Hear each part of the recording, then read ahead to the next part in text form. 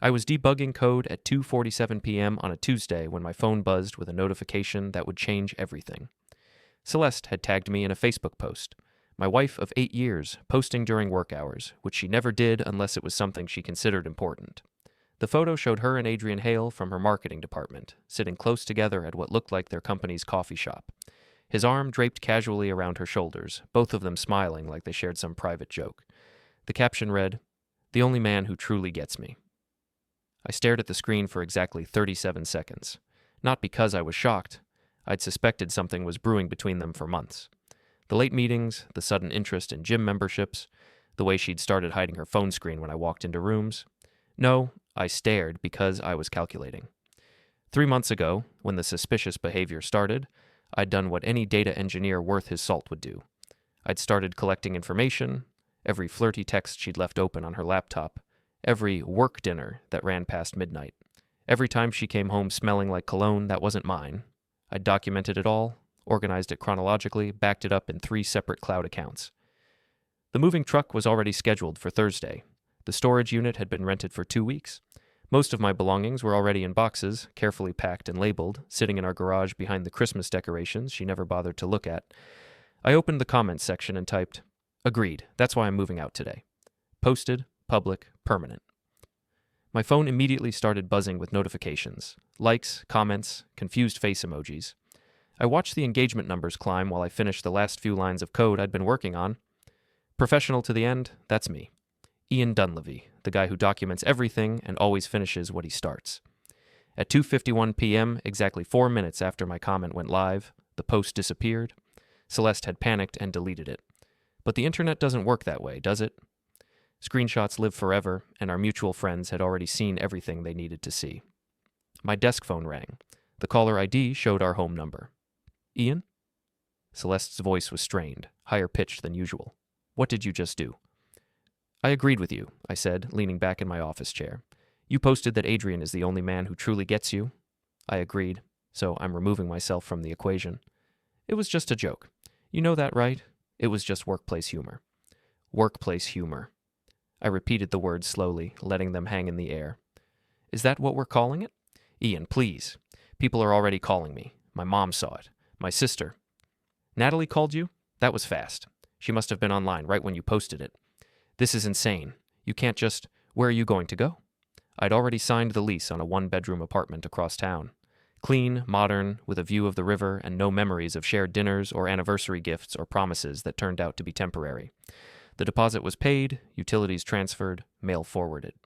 I'd been planning this conversation for weeks, running through different scenarios, different triggers that might finally give me the opening I needed.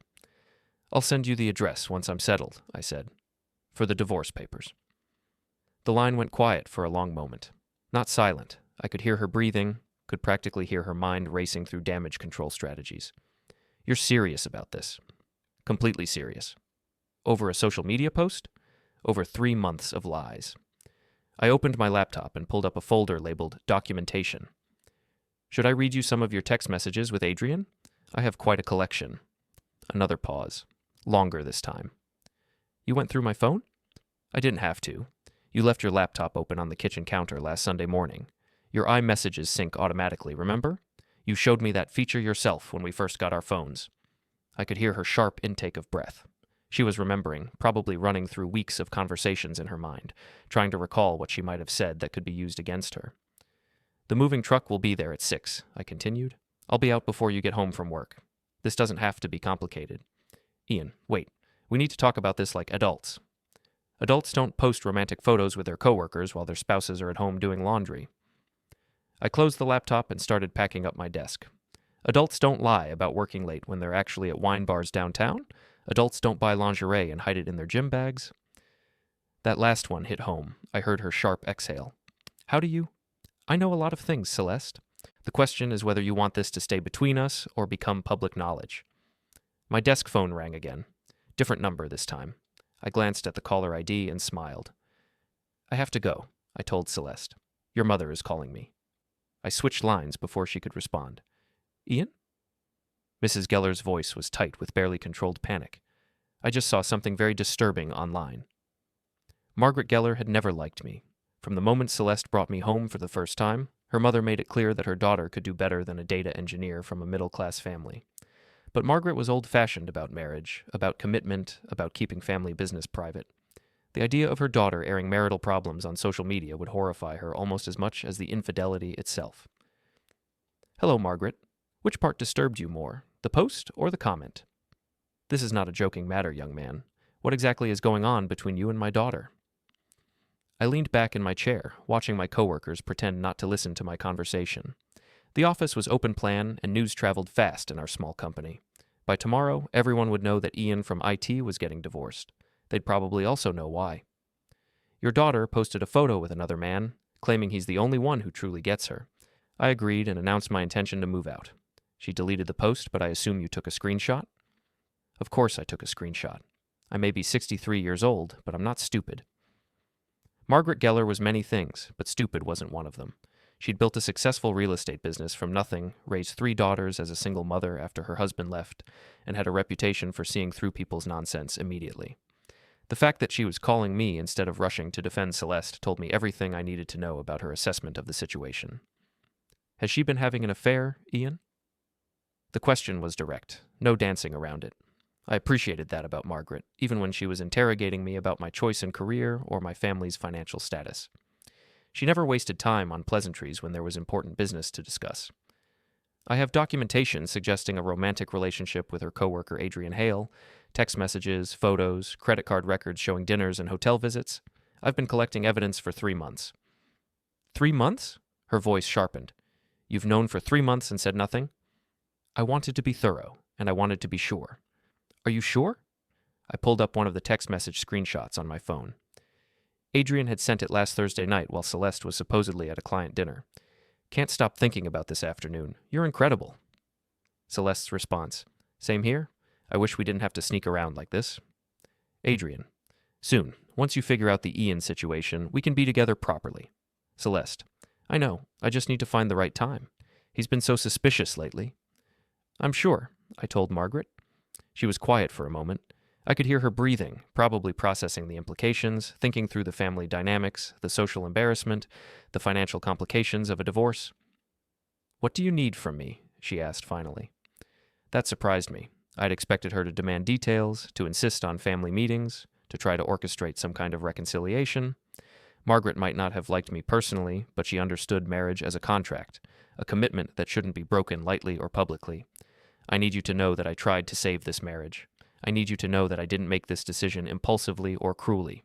And I need you to know that whatever Celeste tells you about why this happened, there's documentation that tells a different story. Send me copies. Margaret, send me copies of everything. I want to see exactly what my daughter has been doing behind your back, and behind her family's back. My phone buzzed with a text message. Natalie, Celeste's younger sister. What the hell is happening? Mom is freaking out, and Celeste won't answer her phone. Then another text, from Ben, my best friend. Dude, just saw Facebook. Are you okay? Then another, from my brother in California. Call me. The post had been live for less than 10 minutes, but the ripple effects were already spreading through our social network like cracks in glass. Celeste had tried to contain the damage by deleting it, but she'd forgotten the first rule of social media. Nothing ever really disappears. I started typing responses, keeping them brief and factual. Yes, I was moving out. No, I didn't want to discuss details over text. Yes, I was fine. No, this wasn't a misunderstanding. My work phone rang again. This time it was Adrian Hale himself. Ian, we need to talk. Adrian's voice was smooth, confident. He was a good-looking guy in his mid-30s, the kind of man who wore expensive suits and went to networking events and probably had business cards with raised lettering. He worked in marketing with Celeste, specializing in social media strategy, which made the irony of this situation particularly satisfying. Do we? I asked. This whole thing is getting out of hand. Celeste is upset, people are calling her, and it's all based on a misunderstanding. Which part is the misunderstanding, Adrian? The part where you've been texting my wife romantic messages, or the part where you've been taking her to hotels during lunch breaks? Silence. Long enough that I wondered if he'd hung up. I don't know what you think you know, he said finally. I know that you sent her a text last Thursday saying you couldn't stop thinking about this afternoon, and that she's incredible. I know that she responded by saying she wishes you didn't have to sneak around.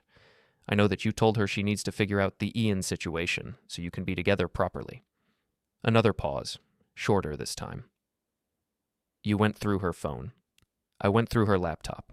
She left it open. iMessages sync automatically. That's a violation of privacy. I laughed. Actually laughed out loud, which made several of my coworkers look up from their computers. You're concerned about privacy violations? That's interesting, coming from someone who's been violating my marriage for 3 months. Ian, look, this doesn't have to get ugly. We're all adults here. You're right, that we are all adults, which is why I'm handling this like an adult. I'm moving out, filing for divorce, and ending a marriage that my wife has already ended through her actions. What about Grace? Grace was Adrian's wife. Quiet, smart, worked as a librarian at the university. I'd met her at a few company parties over the years. She seemed nice, if a bit reserved. She definitely didn't deserve what Adrian had been doing behind her back. What about her? Are you going to tell her about this? I smiled, even though he couldn't see it. I already did. The silence stretched longer this time. I could practically hear Adrian's world shifting around him, all the careful compartmentalization he'd built to keep his affair separate from his marriage suddenly collapsing. You what? I sent her copies of your text messages with my wife. No commentary, no explanation. Just the screenshots. I figured she deserved to know what kind of man she's married to. Ian, you can't. This will destroy my marriage. Your affair already destroyed your marriage. I just provided the documentation. I heard him take a shaky breath. When he spoke again, his smooth confidence was gone, replaced by something that sounded like panic. We can work this out, the 4 of us. We can sit down and talk about this rationally. There is no 4 of us, Adrian. There's you and Celeste, who have been lying and sneaking around for months. And there's me and Grace, who deserved better than what you gave us. Grace doesn't need to know about this. Grace already knows about this. I sent her the messages 2 hours ago. My phone buzzed with another text, this one from Grace herself. Thank you for telling me the truth. I'm filing for divorce tomorrow. Would you like to use the same attorney? I read the message to Adrian over the phone. She wants to know if we should use the same divorce attorney, I said. Apparently she's filing tomorrow. That's efficient. Ian, please. You don't understand the whole situation. I understand that you've been having an affair with my wife. I understand that you've been lying to your own wife. I understand that both of you thought you were smarter than the people you were betraying. I started shutting down my computer, packing up the last few items from my desk. What else do I need to understand? It wasn't supposed to happen like this. How was it supposed to happen, Adrian? Were you planning to leave Grace? Was Celeste planning to leave me? Or were you just going to keep sneaking around indefinitely? He didn't answer. That's what I thought, I said. You wanted the excitement of the affair without the responsibility of actually ending your marriages. You wanted to have your cake and eat it too? Well, congratulations. Now you get to see what happens when the cake gets taken away. I hung up and finished packing my desk. 23 minutes had passed since Celeste posted the photo. In less than half an hour, I'd ended my marriage, exposed an affair, connected with my soon-to-be ex-wife's lover's wife, and started the process of completely restructuring my life. My phone rang again, Celeste calling from her work number this time. Ian, Adrian just called me. He's panicking. He says you sent messages to Grace. I did. You can't do this. You're destroying people's lives. I'm not destroying anything, Celeste. I'm just making sure everyone has the same information. Transparency, remember? You used to say that was important in relationships. This is different. How is it different? It's private. What happened between Adrian and me was private. I stopped packing and sat down. This was the moment I'd been waiting for, the opening I needed to make my position absolutely clear. Nothing about adultery is private, Celeste. The moment you decided to have an affair, you made it my business. The moment you involved a married man, you made it Grace's business. The moment you posted that photo on social media, you made it everyone's business. I deleted the post. After I commented on it, after your family saw it, after our friends saw it, you can't unring that bell. People will understand. It was just a moment of poor judgment. The affair was 3 months of poor judgment. The post was just the evidence. I could hear voices in the background on her end. Her coworkers, probably, gathering around to see what was causing all the drama. By now, everyone in her office would know that her husband had publicly announced he was leaving her. They'd also know why, once the screenshots started circulating. What do you want from me? She asked. I don't want anything from you. I want you to leave me alone while I move out. I want you to contact me only through attorneys once I'm gone. And I want you to understand that the consequences you're experiencing right now are the direct result of choices you made. Ian, please. We can fix this. No, we can't. And more importantly, I don't want to fix this. That seemed to surprise her. I could hear the change in her breathing. What do you mean? I mean, I'm done. Not just with the affair, not just with the lying, but with all of it. I'm done with a marriage where I have to check your phone to find out what you're really thinking. I'm done with a wife who posts romantic photos with other men. I'm done with someone who thinks it was just a joke, is an adequate explanation for publicly humiliating me. I never meant to humiliate you. Then you should have thought about that before you posted the photo. I heard her start to cry. Real tears, not the manipulative kind she used when she wanted something. For a moment, I almost felt sorry for her. Almost. I made a mistake, she said. You made dozens of mistakes. Over 3 months. This wasn't a momentary lapse in judgment, Celeste. This was a sustained deception that you only regret because you got caught. That's not true.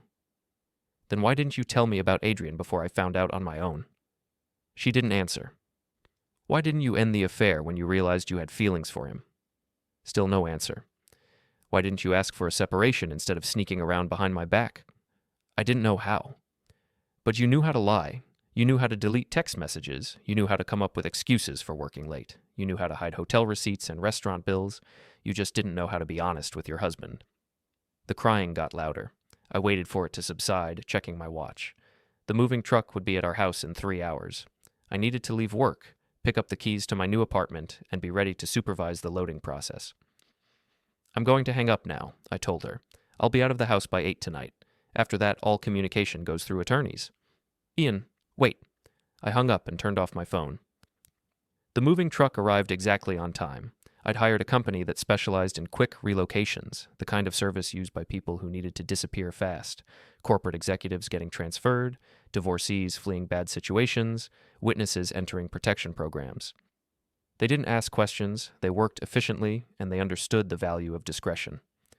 I'd packed everything methodically over the past 2 weeks, working in the garage during lunch breaks and early mornings while Celeste was at the gym. Clothes, books, electronics, kitchen supplies I'd bought myself, furniture that had belonged to me before the marriage. Everything labeled, everything inventoried, everything ready to go.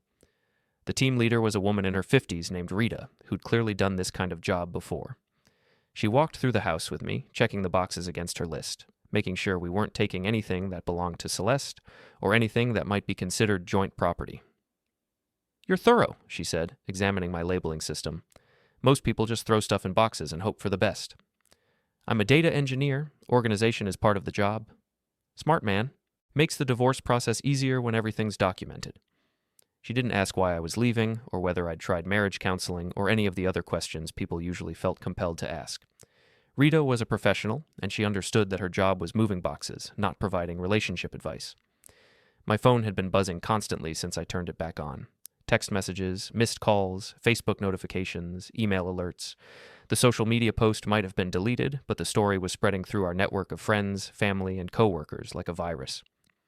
I scrolled through the messages while Rita's team loaded boxes. Ben. Just heard from 3 different people. Are you really leaving her? My brother David.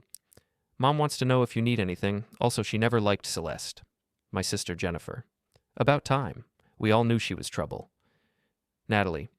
Celeste is losing her mind. She's calling everyone, trying to control the story. What really happened? My old college roommate Mike. Saw the screenshots on Facebook. Dude, I'm so sorry. Screenshots. Plural. The evidence was already circulating beyond my immediate family. Someone, probably Ben or Natalie, had shared the images more widely, and now the entire story was becoming public knowledge. I opened Facebook and searched for any remaining traces of Celeste's original post. She'd deleted it from her timeline, but other people had shared it to their own profiles, and those copies were still live. The comment sections were brutal. This is so disrespectful to her husband. How embarrassing. I would die if my spouse did this. Team Ian. She got what she deserved. Wait, are they getting divorced over a Facebook post? It wasn't just the post. Check the screenshots people are sharing. I clicked through to see what screenshots were circulating. Someone had compiled an entire album. Celeste's original post, my comment, several of the text messages between her and Adrian, and even a photo of Adrian's car in the parking lot of a downtown hotel with a timestamp that corresponded to one of Celeste's supposed client meetings. The documentation was more comprehensive than what I'd shared. Someone else had been collecting evidence, probably for weeks. Someone else had been watching Celeste and Adrian, taking photos, building a case. My phone rang.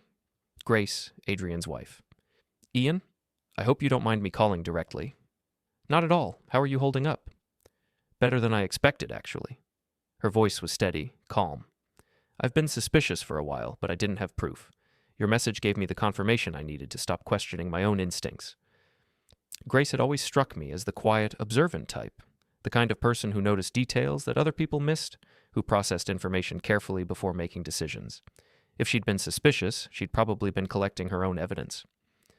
I'm glad I could help, I said. Have you talked to Adrian? Briefly. He tried to convince me that the messages were taken out of context, that nothing physical happened between them. Then I showed him the hotel receipts I found in his jacket pocket. I smiled despite everything. Grace was thorough, just like me. Hotel receipts are pretty hard to explain away, especially when they correspond exactly to the dates and times of his supposed business meetings. Adrian always was a terrible liar. He just thought I was too naive to catch him. Rita walked over and showed me the loading manifest. Everything was accounted for, ready to transport to my new apartment. The entire process had taken less than 2 hours. I have to go, I told Grace. The movers are finishing up. Of course. Ian, thank you again for telling me the truth. Most people would have kept quiet to avoid drama. You deserve to know. So did you. I'm sorry Celeste put you through this. After we hung up, I did a final walkthrough of the house I'd shared with Celeste for 5 years. The living room looked strangely empty without my books and electronics. The kitchen felt hollow without my coffee maker and the cast-iron pans I'd inherited from my grandmother. The bedroom was the worst. Half-empty closet, missing nightstand, obvious gaps where my belongings used to be. I'd left a note on the kitchen counter, brief and factual. Forwarding address attached. All future communication through attorneys. House key on the table. As I was locking the front door for the last time, Celeste's car pulled into the driveway. She'd left work early, probably hoping to catch me before I finished moving out. The timing was almost perfect. She'd missed the actual loading process, but arrived just in time to see the aftermath. She got out of her car slowly, staring at the moving truck, at Rita's team securing the last few boxes. Her face was puffy from crying, her usually perfect makeup smeared and hastily reapplied. Ian, please, can we talk? There's nothing to talk about. 5 minutes. Just give me 5 minutes to explain. Rita was watching the interaction with professional interest. She'd probably seen this scene dozens of times. The spouse who comes home to find their partner leaving, the desperate last-minute pleas for reconciliation, the awkward negotiations conducted in front of strangers. Your explanation is in the text messages, I said. You and Adrian have been having an affair for 3 months. You've been lying to me about where you go and what you do. You posted a romantic photo with him on social media and called him the only man who truly gets you. What else is there to explain? It wasn't like that. Then what was it like? She looked around, noticing the neighbors who had come out to watch the drama unfold. Mrs. Patterson from next door was pretending to water her plants while obviously listening to every word. The college students across the street had abandoned all pretense and were openly staring from their front porch. Can we go inside? No. You live here now. I don't. Ian, please. People are watching. People were watching when you posted that photo too. You didn't seem concerned about privacy then. Celeste's face crumpled. She was realizing, probably for the first time, that her actions had consequences beyond her immediate relationship with Adrian. The neighbors knew. Her co-workers knew. Her family knew. There was no way to contain this story or control how it spread. I made a mistake, she said. You made a choice. Multiple choices over multiple months. I was confused. Adrian and I, we just connected on a professional level. And then it became something more, and I didn't know how to handle it. You could have told me you were having feelings for someone else. You could have asked for a separation. You could have ended our marriage before starting a new relationship. I didn't want to hurt you. I stared at her. After everything that had happened, after all the lies and deception and public humiliation, she was still trying to position herself as the considerate party in this situation. You didn't want to hurt me, so instead you decided to lie to me for 3 months and then post romantic photos with another man on social media? The post was stupid. I wasn't thinking. The post was honest. For the first time in months, you told the truth about your feelings. Adrian is the only man who truly gets you. I agree with that assessment. Rita cleared her throat politely. We're ready to head out, Mr. Dunleavy. Do you want to follow us to the new place? I nodded and started walking toward my car. Celeste followed. Where are you going? That's not your business anymore. Ian, this is crazy. We can work through this. Couples recover from affairs all the time. I stopped walking and turned to face her. The neighbors were still watching, still listening. Mrs. Patterson had given up all pretense and was standing at the property line with her arms crossed. The college students had been joined by several of their friends. Do you love him? I asked. The question seemed to surprise her. She opened her mouth, closed it, looked around at all the people watching us. Do you love Adrian? I repeated. It's complicated. It's not complicated. It's a simple question. Do you love him? She didn't answer. Here's another simple question. Do you love me? Another pause. Longer this time. I care about you. That's not what I asked. Ian, do you love me, Celeste? Right now, today, after everything that's happened, do you love me? The silence stretched between us. I could see her trying to formulate an answer that would sound right, that would give her the response she wanted without committing to anything specific. I love the life we built together, she said finally, but not me. That's not what I said. It's what you meant. I got in my car and rolled down the window. The house is yours, I said. The mortgage, the utilities, the maintenance, all of it. The attorney will contact you about dividing the other assets. Ian, wait. I drove away without looking back. My new apartment was everything the old house wasn't. Clean, modern, minimal. 1 bedroom, 1 bathroom, a small kitchen, a living room with floor-to-ceiling windows that overlooked the river. No shared memories, no joint purchases, no reminders of promises that hadn't been kept. Rita's team unloaded everything efficiently, placing boxes in the rooms I'd designated, setting up the furniture I'd marked as priorities. Within 2 hours, I had a functional living space that was entirely mine. After the movers left, I sat on my new couch and opened my laptop. 47 new Facebook notifications, 32 text messages, 14 missed calls. The story was still spreading, still evolving, still generating commentary from people who felt compelled to take sides or offer opinions. I scrolled through the messages, responding to the important ones. Ben, new address? I'll bring beer and pizza tomorrow. David, proud of you for standing up for yourself. Call when you're ready. Natalie, Celeste is telling people you abandoned her without warning. I'm setting the record straight. That last message was interesting. I clicked on Natalie's Facebook profile and found a long post she'd published an hour ago. Some of you have been asking about my sister's situation, so I want to clarify a few things. Ian didn't abandon Celeste without warning. Celeste has been having an affair for months. Ian found out, documented everything, and gave her multiple opportunities to end it voluntarily. Instead, she posted a romantic photo with her lover on social media. Ian's response was measured, legal, and appropriate. Anyone suggesting he acted impulsively or cruelly doesn't have all the facts. The post had 63 comments and climbing. Celeste's friends defending her, my friends defending me, mutual acquaintances trying to stay neutral while obviously taking sides. The entire drama was playing out in public, with our families and social circles choosing teams like it was a sporting event. My phone rang. Margaret, Celeste's mother. Ian, I've reviewed the materials you sent me. And I owe you an apology. I always thought you were too passive for my daughter, too willing to let her make the major decisions in your relationship. I was wrong. You're not passive, you're strategic. That was probably the closest thing to a compliment Margaret had ever given me. I don't need an apology, Margaret. I just need you to understand that I didn't make this decision lightly. Oh, I understand perfectly. You collected evidence for 3 months, planned your exit strategy, documented everything, and then waited for Celeste to give you the perfect opportunity to execute it. That photo was the trigger you needed, wasn't it? Margaret was sharper than I'd given her credit for. She'd seen through the entire sequence of events, understood that my response to the post hadn't been emotional or impulsive. It had been the culmination of a carefully planned strategy. I wanted to be sure, I said. You were sure months ago. You were building a case. She wasn't wrong. The evidence collection, the financial preparations, the apartment lease, the moving arrangements, all of it had been planned well before Celeste posted that photo. I'd been waiting for the right moment to end the marriage, and she'd handed it to me. What happens now? Margaret asked. Now Celeste deals with the consequences of her choices. She's my daughter, Ian. I love her regardless of what she's done. But she's also a grown woman who made terrible decisions and hurt people who trusted her. She's going to have to face that. I'm not trying to destroy her life, Margaret. I'm just ending my participation in it. I know. And for what it's worth, I think you're handling this with more grace than she deserves. After we hung up, I ordered Chinese food and opened a bottle of wine I'd been saving for a special occasion. Moving out of a failed marriage seemed special enough. While I waited for dinner to arrive, I updated my Facebook status. New apartment, new chapter, new perspective.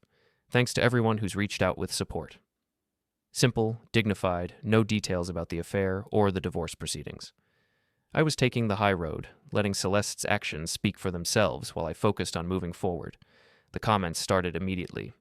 Good for you, man. You deserve better. Excited to see what comes next for you. Can't wait to see the new place. Ben. Still bringing beer tomorrow. Fair warning. I was scrolling through the responses when my phone buzzed with a text from an unknown number. This is Adrian. We need to meet. There are things about this situation you don't understand. I stared at the message for a long moment, then deleted it without responding. Some conversations weren't worth having. The Chinese food arrived just as my phone started ringing again. This time it was Ben, calling from Murphy's Tavern downtown, our usual Thursday night spot. Dude, you need to get down here. I just moved into a new apartment. I'm eating takeout and drinking wine. I'm not really in a social mood. Adrian's here. He's been drinking for the past 2 hours, telling anyone who'll listen that you're spreading lies about him and Celeste. I set down my chopsticks and walked to the window. The sun was setting over the river, painting the water gold and orange. Peaceful, quiet. Everything my life hadn't been for the past 6 hours. Let him talk. People can make their own decisions about who to believe. Ian, he's showing people text messages. Claims they prove you're lying about the affair.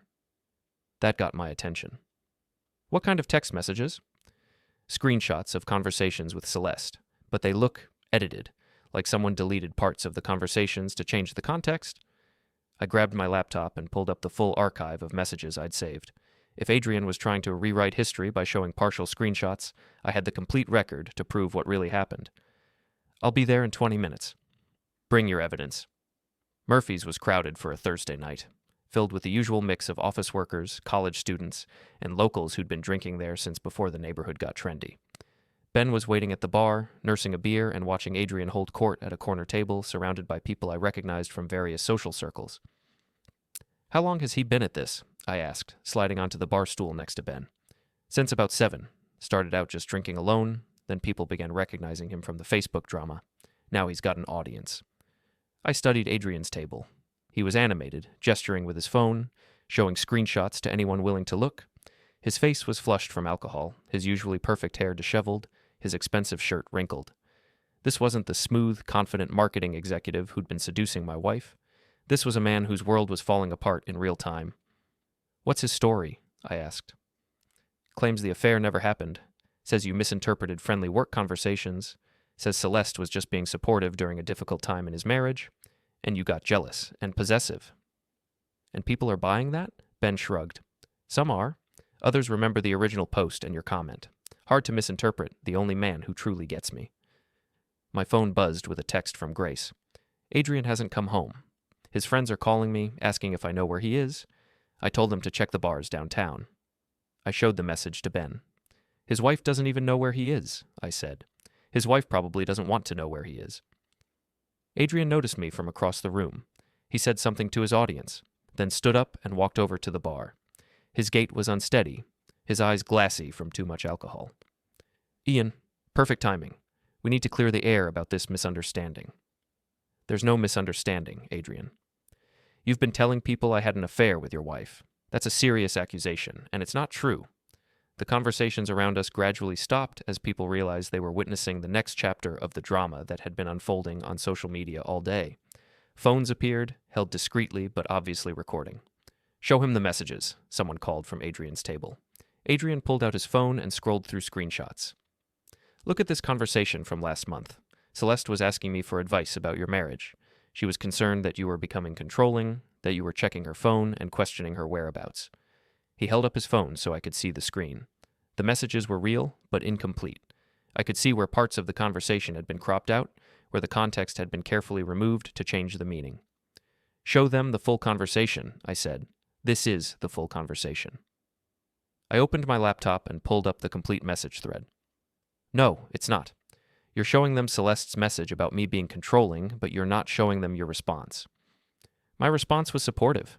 I told her that marriage counseling might help. Your response was, He's suspicious because he knows something's wrong. You need to be more careful until you decide what you want to do about us." Adrian's face went pale. "That's not what I said." "Should I read the rest of the conversation? The part where you told her she deserved better than a boring data engineer? The part where you said you'd leave Grace if Celeste left me?" The bar had gone completely quiet now. Everyone was listening, watching, waiting to see how this confrontation would play out. "You're taking things out of context," Adrian said. "Am I?" I turned the laptop around so everyone could see the screen. This is the complete conversation from October 15th. Anyone can read it. People gathered around the laptop, scrolling through the messages, comparing them to the screenshots on Adrian's phone. The differences were obvious. His version told a story of innocent workplace friendship, while the complete record showed a man actively encouraging a married woman to leave her husband. "You edited these," Adrian said desperately. "You changed the messages to make me look bad." These are screenshots from Celeste's laptop, taken directly from her iMessage app. If they're edited, then she edited them before I saw them. Ben leaned forward. "Adrian, man, you need to stop digging. You're just making this worse." "I'm not letting him destroy my reputation with lies." "Your reputation was destroyed the moment you started having an affair with someone else's wife," I said. "I'm just making sure people have accurate information." Adrian lunged toward the laptop, probably trying to close it or knock it over. I caught his wrist before he could reach it. "Don't," I said quietly. "You're ruining my life." "You ruined your own life. I'm just documenting it." He tried to pull away from my grip, stumbled backward, and knocked over his bar stool. The crash echoed through the suddenly silent tavern. "This isn't over," he said, pointing at me with his free hand. "Yes, it is." Adrian looked around the room, realizing that his audience had turned against him. The evidence was too clear, the contradictions too obvious. He'd come to Murphy's to control the narrative, but instead he'd given everyone a front-row seat to his lies falling apart. He stumbled toward the door, pulling out his phone to call someone. Probably Celeste, probably desperate to coordinate their stories before more damage was done. "Well," Ben said, righting the fallen bar stool, "that was entertaining." The crowd around my laptop was still reading through the messages, sharing the most damaging excerpts, taking photos of the screen with their phones. By tomorrow morning, the complete conversation would be circulating through the same social networks that had seen Celeste's original post. "Buy you a drink?" asked a woman I didn't recognize. "That was the most excitement we've had here in months."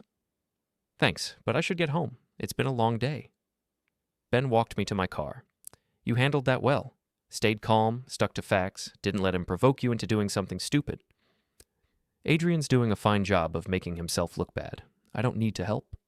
"What's next?" "Next, I go home to my new apartment, finish unpacking, and start figuring out what my life looks like without Celeste." "And if Adrian keeps trying to rewrite history?"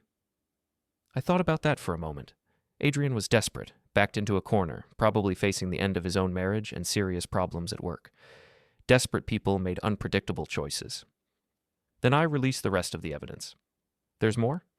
"There's always more, Ben. I'm a data engineer. I don't collect partial data sets." "Oh." When I got back to my apartment, I found 3 missed calls from Celeste and a series of increasingly frantic text messages. "Adrian told me what happened at Murphy's. You can't keep doing this. People are sharing photos of private conversations. This has to stop. I'm calling a lawyer. You're violating my privacy and harassing Adrian. Call me back. We need to talk about this like adults." I poured another glass of wine and sat down at my laptop. Time to respond, but not to Celeste. Instead, I opened Facebook and crafted a post of my own. Some people have been asking about the situation with my marriage, so I want to clarify a few things. I didn't leave my wife over a single social media post. I left because she'd been having an affair for 3 months, lying about her whereabouts and deceiving both me and her lover's spouse. The post was just the moment I chose to make my knowledge of the affair public. I have extensive documentation of everything I've claimed, and I'm happy to share it with anyone who has questions about the timeline or the facts. I'm not trying to destroy anyone's reputation. I'm just making sure that the people affected by this situation have accurate information to make their own decisions. I tagged Celeste, Adrian, Grace, and several mutual friends, then hit publish. The response was immediate. Likes, comments, shares, all from people who'd been following the drama throughout the day. But more importantly, private messages from friends who'd suspected something was wrong but hadn't wanted to get involved. I saw them together at Riverside Restaurant last month. They were holding hands. Adrian's been talking about leaving his wife for months. Now I know why. Celeste asked me not to mention seeing her downtown when she was supposed to be at a client meeting. I have photos from the company party where they were all over each other. The crowdsourced evidence was piling up. Other people had been watching, noticing, documenting. Celeste and Adrian thought they'd been discreet, but they'd been sloppy, careless, obvious to anyone who was paying attention. My phone rang. Grace again. Ian, I just saw your Facebook post, and the messages people are sending you. It's getting complicated. It's getting public. Adrian just came home. He's drunk, angry, and talking about suing you for defamation. Let him try. Truth is an absolute defense against defamation claims. He's also talking about confronting you directly. I think he might try to come to your apartment. I walked to my window and looked down at the parking lot. No sign of Adrian's car, but that didn't mean much. He could park on the street, could ask friends to drive him, could take a taxi or ride share. I appreciate the warning. Ian, be careful. Adrian's not thinking clearly right now. He's lost his job, his marriage is over, and his reputation is destroyed. He's got nothing left to lose. After we hung up, I double-checked the locks on my apartment door and closed the blinds. Then I went back to my laptop and started organizing the evidence I hadn't shared yet. Hotel receipts, credit card statements, photos from company events, text messages with other coworkers. A video Adrian had sent to Celeste of him working out at the gym, shirtless, with the caption, "Thinking of you." If Adrian wanted to escalate this situation, I was ready for him. My phone buzzed with one more message, this one from Celeste. Please stop. You've made your point. Everyone knows about the affair. Everyone knows our marriage is over. What more do you want? I stared at the message for a long time before responding. I want you to understand that actions have consequences. I want Adrian to understand that lying has consequences. And I want everyone who's been affected by your choices to have enough information to make their own decisions about who to trust. Her response came back immediately. You're destroying us. You destroyed yourselves. I'm just making sure everyone can see the damage. I turned off my phone and went to bed in my new apartment, in my new life, surrounded by boxes that contained everything I'd managed to save from 8 years of marriage. Tomorrow, I'd start unpacking. I woke up to 17 missed calls and 43 text messages. The overnight social media activity had been intense. My Facebook post from the previous evening had been shared 127 times and generated over 300 comments. The story was spreading beyond our immediate social circle, reaching friends of friends, coworkers of coworkers, extended family members who barely knew Celeste and me but felt compelled to weigh in on our marital drama. The most interesting development was a message from someone I didn't recognize. Hi, Ian. My name is Jessica Chen. I work in HR at Celeste and Adrian's company. Can we talk? There are some things you should know about their workplace behavior. I made coffee in my new kitchen and called the number she'd provided. Mr. Dunleavy, thank you for calling back. I've been following the situation on social media, and I think you should know that this isn't the first time Adrian has been involved in workplace relationship drama. That was intriguing. What do you mean? 3 years ago, he had an affair with an intern. The company handled it quietly, transferred the intern to a different department, gave Adrian a formal reprimand, required him to attend some training sessions, but there were rumors that he'd been involved with other female employees as well. And Celeste knew about this? I can't say what she knew or didn't know, but I can say that Adrian has a pattern of pursuing married women, and the company has been aware of it for some time. I grabbed a notebook and started taking notes. If Adrian had a history of workplace affairs, it changed the narrative significantly. This wasn't a case of two people falling unexpectedly in love. This was a predatory pattern of behavior. Why are you telling me this? I asked. Because Adrian came to my office yesterday afternoon, claiming that you were harassing him and his family. He wants the company to file a restraining order against you. He's saying you're spreading false information about him and Celeste. The information isn't false. I know, I've seen the evidence you posted online, but Adrian is trying to position himself as the victim here, and he's asking the company to support his version of events. And will they? Not if I have anything to say about it. Adrian's pattern of behavior has been a liability for the company for years. If this situation forces us to finally address it properly, that might not be a bad thing. After we hung up, I opened my laptop and started researching Adrian's professional background more thoroughly. LinkedIn profile, company directory, professional associations, conference presentations. If he had a history of inappropriate workplace relationships, there might be other evidence available online. What I found was interesting. Adrian had changed jobs frequently over the past decade, usually staying at companies for 2 to 3 years before moving on. His LinkedIn profile presented this as career advancement, but the pattern suggested something else, companies that had grown tired of his behavior and encouraged him to find opportunities elsewhere. My phone rang. Ben, calling from work. Dude, you need to see the company gossip forum. What company gossip forum? The anonymous one where people post rumors about coworkers. Someone uploaded screenshots of Celeste and Adrian's text messages, plus photos of them at various restaurants and hotels around town. I pulled up the forum Ben was describing. It was a local version of workplace gossip sites, where employees from various companies could share information anonymously. The thread about Celeste and Adrian was already 3 pages long, filled with photos, screenshots, and commentary from people who'd witnessed their relationship developing over the past several months. Look at post number 47, Ben said. I scrolled down to find a detailed timeline of Celeste and Adrian's affair, complete with dates, locations, and photographic evidence. Someone had been documenting their relationship much more thoroughly than I had, probably a coworker who'd been suspicious from the beginning. Who compiled this? I asked. No idea. It's anonymous. But whoever it was, they were paying very close attention. The timeline was damaging.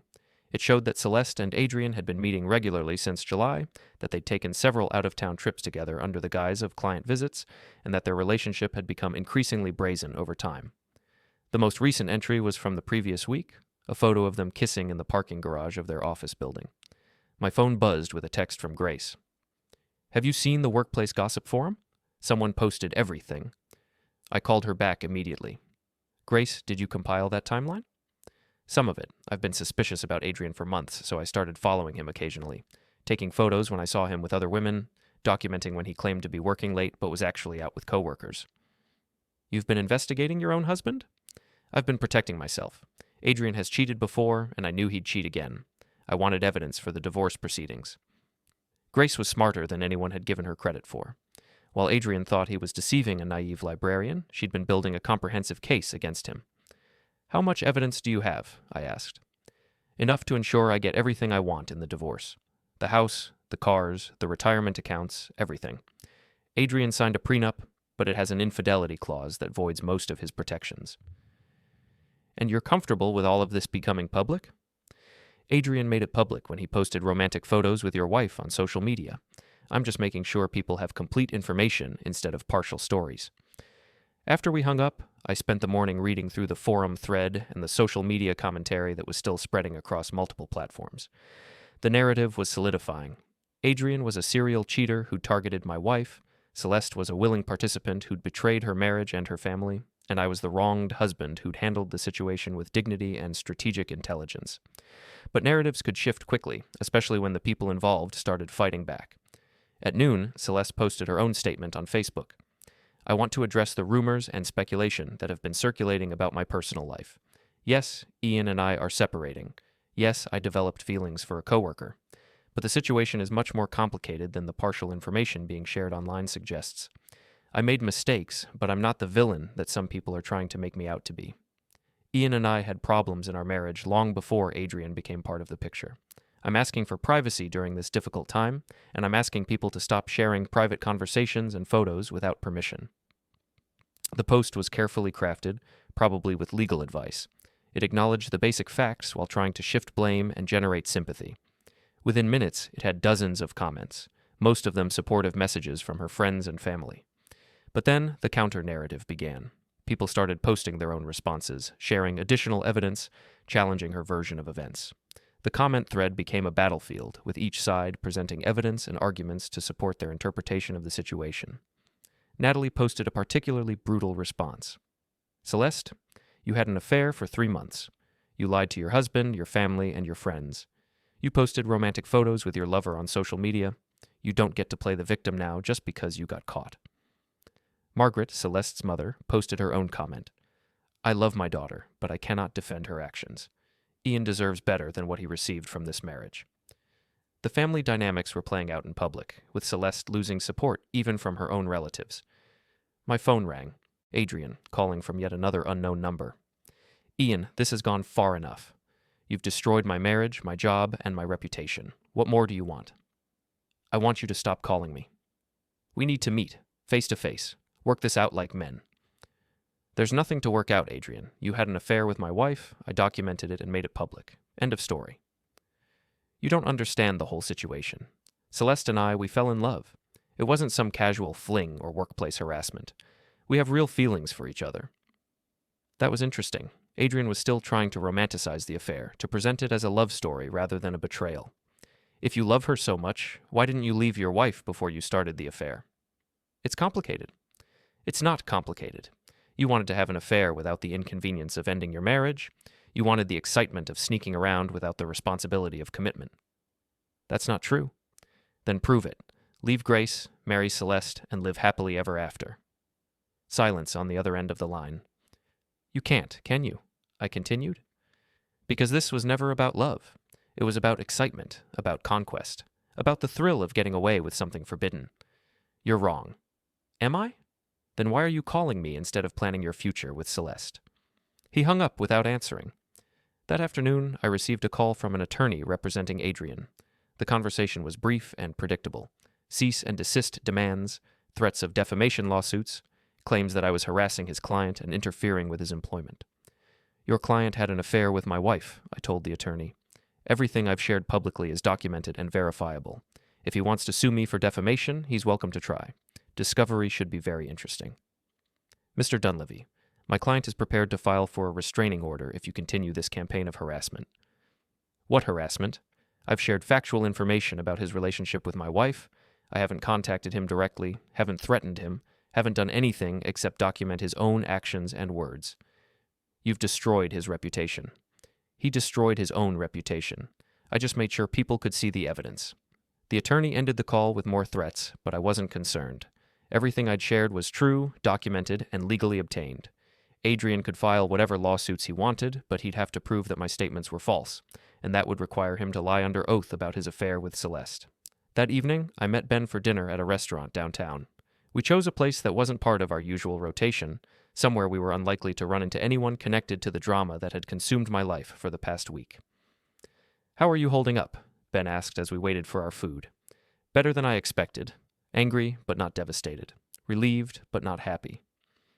Any regrets about how you've handled this? I thought about that question while I sipped my beer. Had I been too aggressive in exposing the affair? Too strategic in my response? Too public in my documentation? No regrets, I said finally. Celeste and Adrian made their choices. They involved other people in their deception, they hurt people who trusted them, and they tried to rewrite history when they got caught. They don't get to control the narrative now. What's next? Divorce proceedings start next week.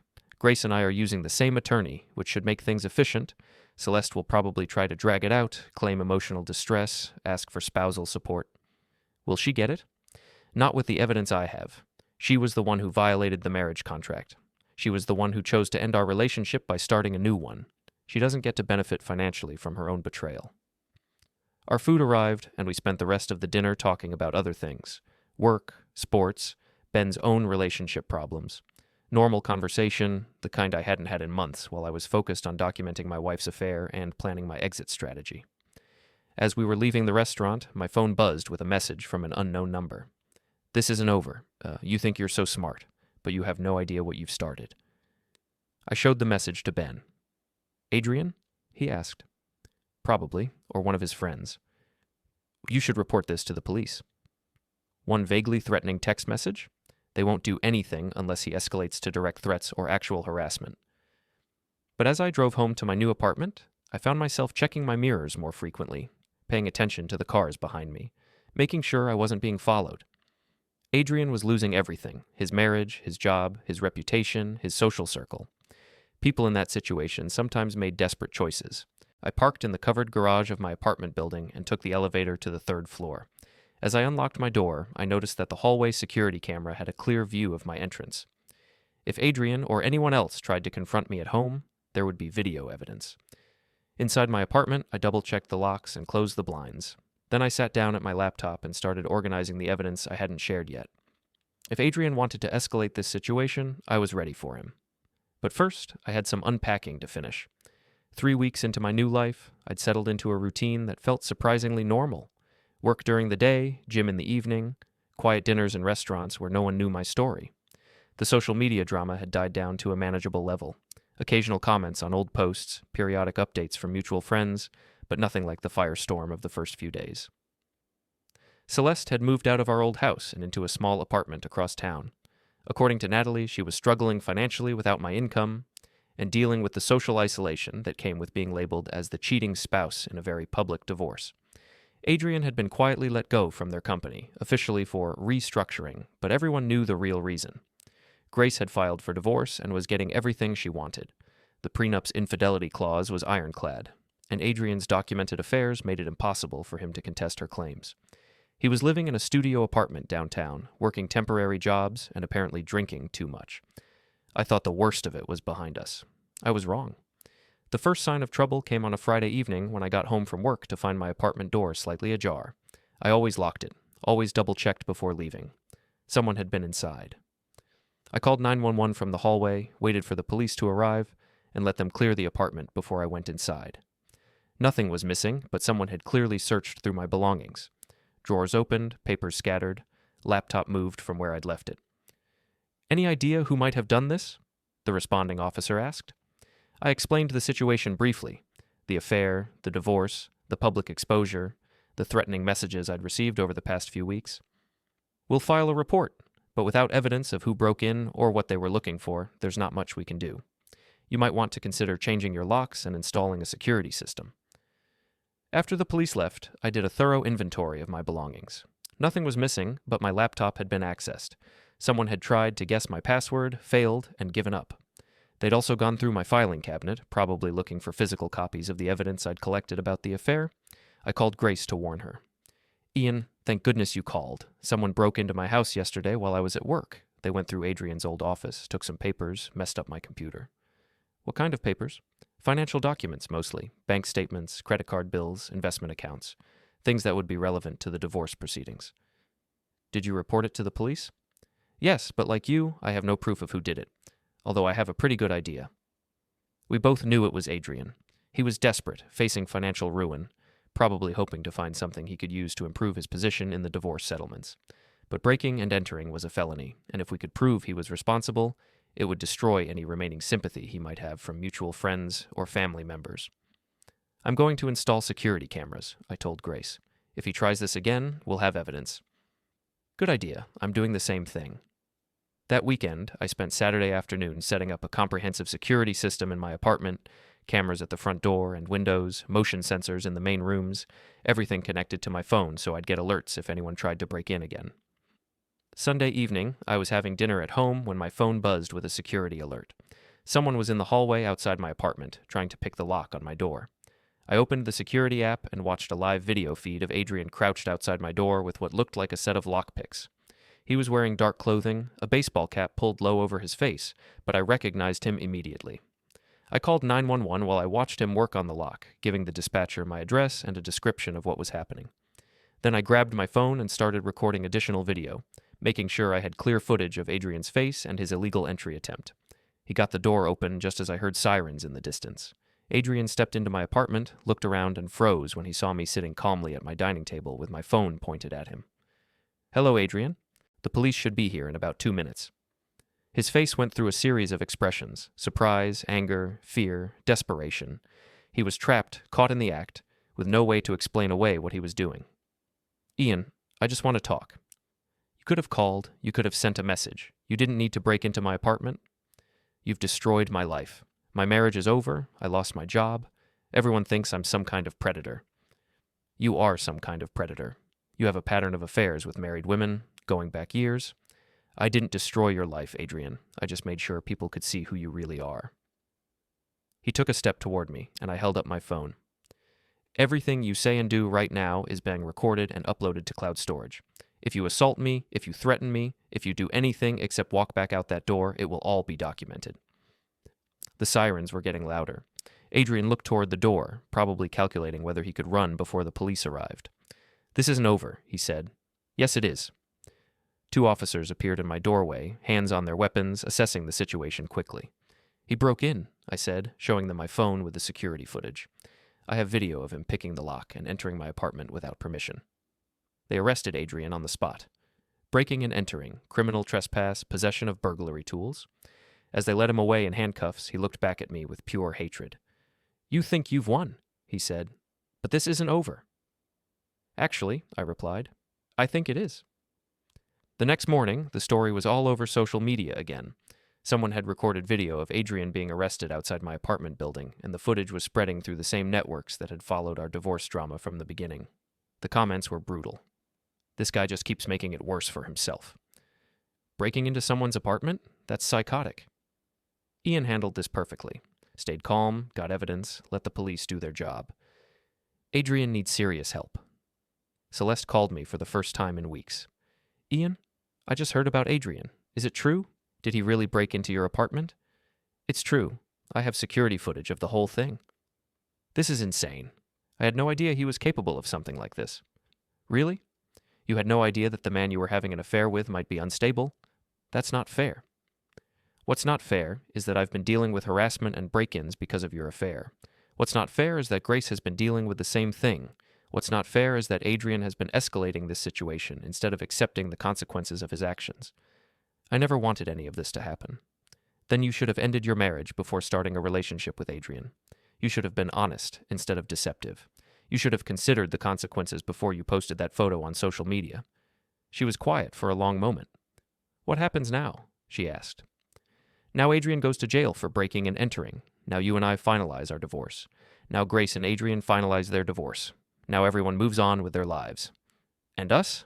Is there any chance? No, Celeste. There's no chance. That ended the moment you decided that Adrian was the only man who truly understood you. After we hung up, I sat in my apartment and looked around at the life I'd built over the past month. Clean, organized, peaceful. No drama, no deception, no one trying to rewrite history or control narratives. My phone buzzed with a text from Grace. Saw the news about Adrian's arrest. Are you okay? I'm fine. Better than fine, actually. I think this might finally be over. I think so too. Adrian's attorney called this morning. He wants to settle the divorce quickly and quietly. No contested assets, no spousal support claims, no public hearings. Smart move.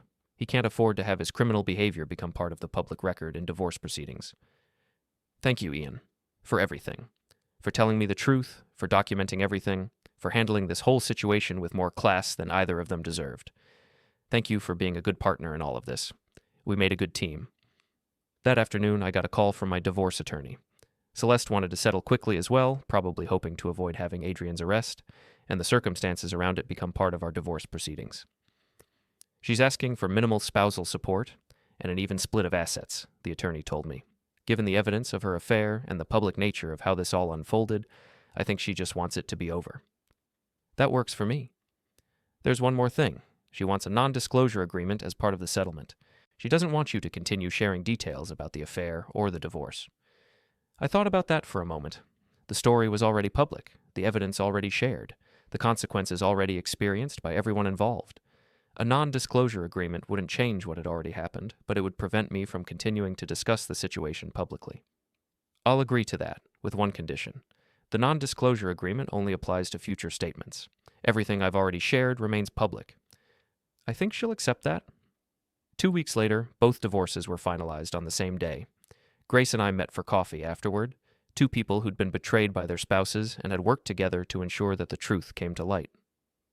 What's next for you? I asked. I'm keeping the house, taking some time to figure out what I want to do with my life. Maybe travel, maybe go back to school, maybe just enjoy being single for a while.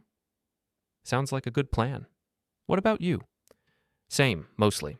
I like my new apartment, I like my independence, I like not having to wonder whether my spouse is lying to me about where they are or who they're with.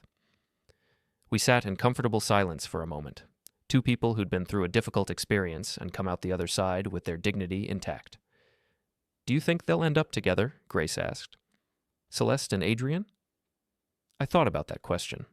Adrian was facing criminal charges, had lost his job and his reputation, and was dealing with the financial consequences of a divorce settlement that left him with almost nothing. Celeste was also struggling financially and socially, trying to rebuild her life after the very public collapse of her marriage. I doubt it, I said. Affairs are exciting when they're forbidden and secret. When they become real relationships with real consequences, they usually fall apart. Good. They deserve each other, but they don't deserve happiness. That might have sounded harsh, but I understood what Grace meant. Celeste and Adrian had hurt people who trusted them, lied to people who loved them, and tried to rewrite history when they got caught. They'd earned the consequences they were experiencing.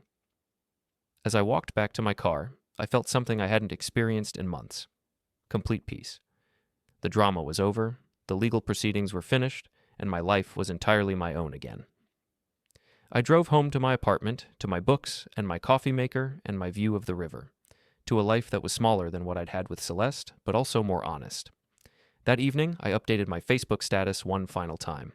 Divorce finalized. New chapter officially begins. Thanks to everyone who supported me through this process. The comments were supportive, positive, focused on the future rather than the past. People were ready to move on, and so was I. I closed the laptop and looked out at the city lights reflecting on the water. Tomorrow, I'd start thinking about what came next.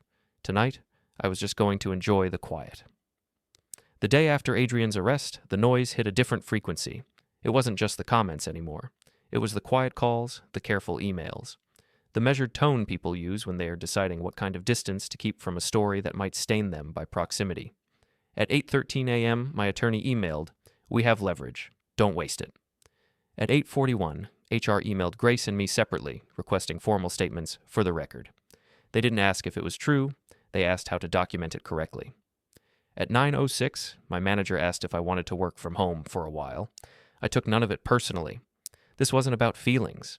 This was about systems responding to risk, and the system was finally responding to Adrian. I met my attorney, Mark Eddington, at 11:30 in a glass office that smelled like printer ink and expensive coffee. Mark was the kind of man who never raised his voice because he didn't need to. He moved facts like chess pieces and let other people panic themselves into mistakes. He slid a folder across the table. "This is clean?" he said. Inside, everything I'd already prepared. Timeline of events. Evidence index screenshots with metadata notes. Financial records sorted by category A list of public posts and shares. Time-stamped. Mark tapped the folder like it was a lever. "This isn't about punishing her. This is about preventing her from punishing you." "Celeste wants an NDA," I said. "She wants to put the toothpaste back in the tube. She can't, but she can stop you from squeezing more out." I leaned back. "I don't care about continuing the story. I care about the future." Mark nodded. "Good. Then we draft the future." He outlined it in plain language. We settle quickly.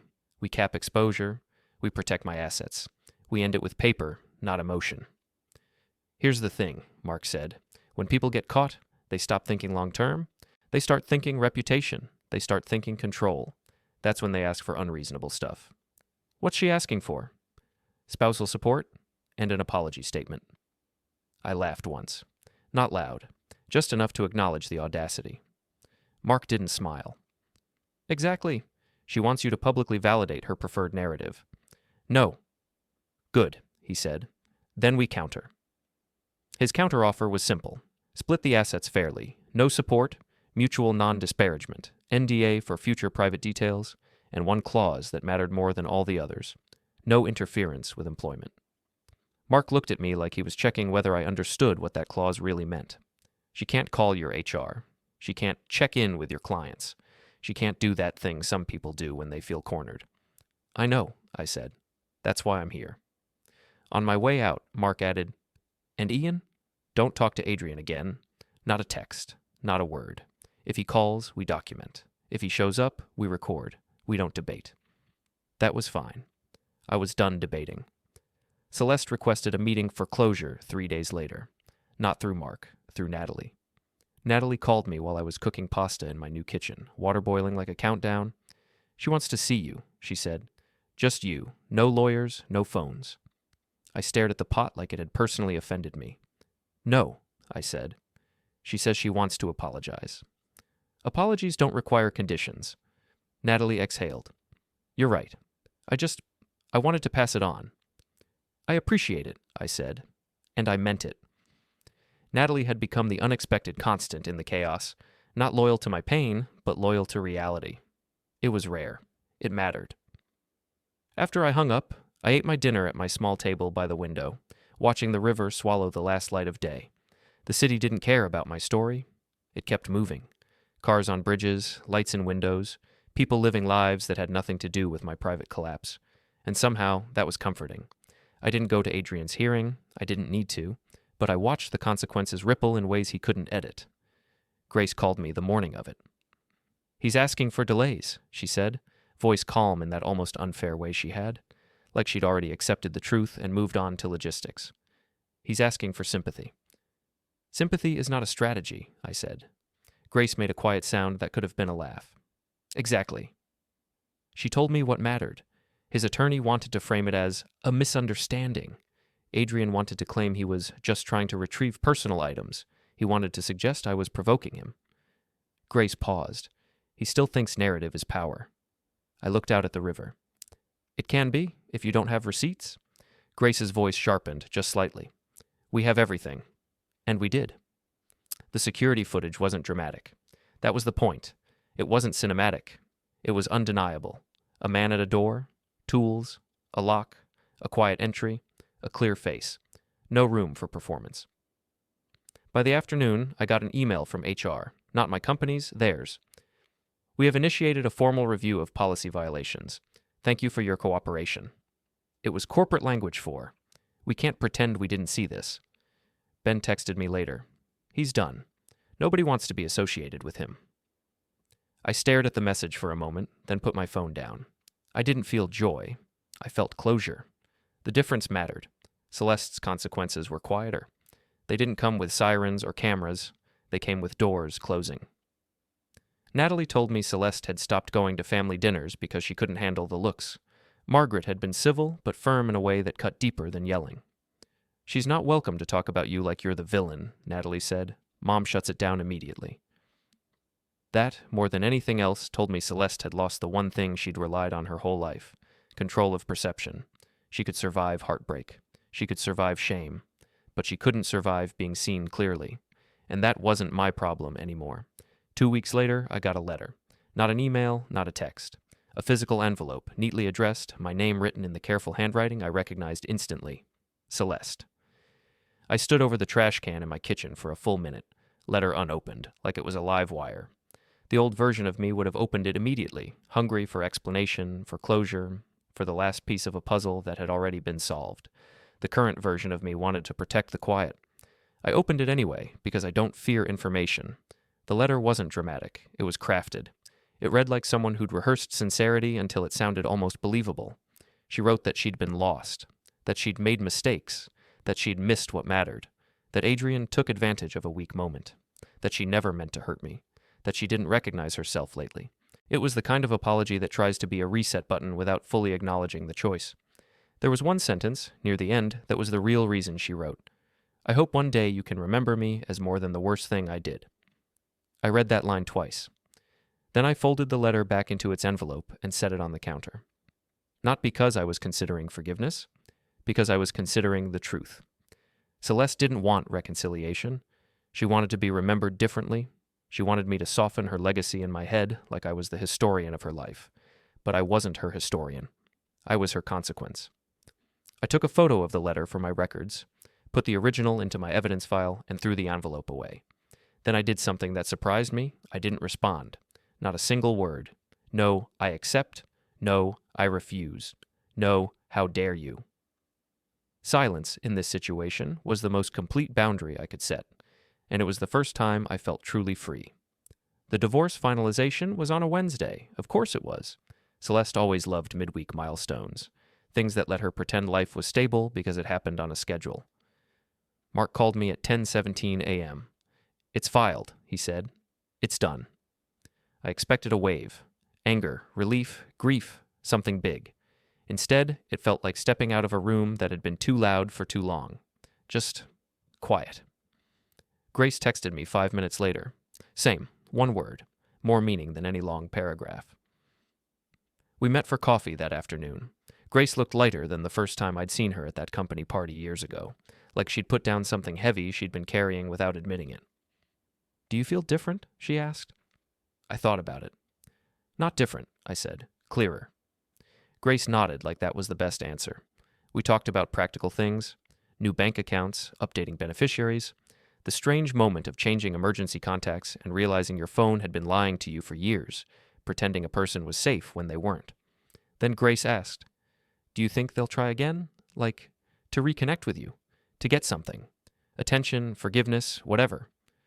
I don't know, I said. But I know I'm not the place they'll find it. Grace smiled, small and genuine. Good. As we stood to leave, she hesitated. Ian, I'm glad you didn't let them turn you into someone ugly. I paused. I thought about it. I know, she said. That's why I'm saying it. We walked out separately into the afternoon sun, two people who weren't friends by history but were linked by something sharper. Proof. It happened a month later. Not dramatically, not publicly, just predictably. I ran into Celeste at a grocery store. It was one of those mundane places where life doesn't care about your storyline. People comparing avocados, kids crying in aisles, a cashier scanning cereal while staring past you. Celeste was by the produce, holding a bag of apples like she didn't know what to do with her hands anymore. She saw me and froze. I kept walking. Then she said my name, quiet, like she wasn't sure she had the right to. Ian. I stopped, but I didn't turn fully toward her. I kept my body angled like an exit sign. Her voice shook. I didn't think I'd see you. That's sort of the point, I said. She flinched. I know you hate me. I don't, I said honestly. I just don't trust you. And without trust, there's nothing to talk about. Her eyes filled, but she blinked fast like she was trying to stay composed in front of strangers. I lost everything, she whispered. I nodded once. You lost me. Everything else is logistics. She swallowed. Adrian and I lifted a hand, not rude, just final. I don't need an update. She looked at the apples. He's not who I thought he was. I almost smiled, but didn't. Not because it was funny, because it was inevitable. I'm going to say something, I told her, and I want you to hear it without turning it into a fight. She nodded like a child in a principal's office. The post wasn't the end, I said. It was the proof. You didn't break us with a caption. You broke us with months of decisions you justified to yourself every day. Tears finally slipped down her face. She didn't wipe them. I'm sorry, she said. I believed she meant it, and it didn't change anything. I hope you build a life that doesn't require lies, I said. She looked up desperate. And you? I finally turned fully toward her. I already did, I said. Then I walked away. A week after that, I deleted Facebook from my phone, not out of bitterness, out of clarity. Social media had been the weapon Celeste used to perform her life. It had also been the stage where the truth caught up. I didn't need a stage. I needed a life. I started running in the mornings along the river. I started cooking real meals again, not the half-hearted dinners you make when you're living with someone who's emotionally elsewhere. I reconnected with people I'd quietly neglected while I was busy documenting a marriage that was already ending, and I made one new rule, written mentally like a line of code. If someone needs secrecy to love you, it isn't love, it's a transaction. Ben called it your villain arc prevention plan. I called it sanity. I didn't post often anymore, but one night, 6 months after the divorce, I opened Facebook on my laptop, not my phone, and wrote something short. No names, no drama. Just the conclusion I'd earned. A relationship isn't proven by captions. It's proven by choices when nobody's watching. I posted it, closed the laptop, and didn't look at the comments. Because for the first time in a long time, I didn't need strangers to validate what I already knew. My phone buzzed later, a text from Grace. Saw your post. You're doing well. Proud of you. I stared at that message, then looked out at the river, lights moving on the water like a quiet reminder that time keeps going whether you deserve mercy or not. Somewhere in the city, Celeste was building a new story to tell people. Adrian was trying to survive the fallout of his own pattern. And me? I was eating dinner in a home that was mine, living a life that required no explanations, no edits, no panic deletes. Celeste once wrote, "The only man who truly gets me." She was wrong about the man, but she was right about the concept. There should be one person in your life who gets you so completely that you never have to perform. And if you can't find that person in a partner, then you become that person for yourself. That was the final twist of it. The only man who truly got me was me. And this time, I wasn't going anywhere.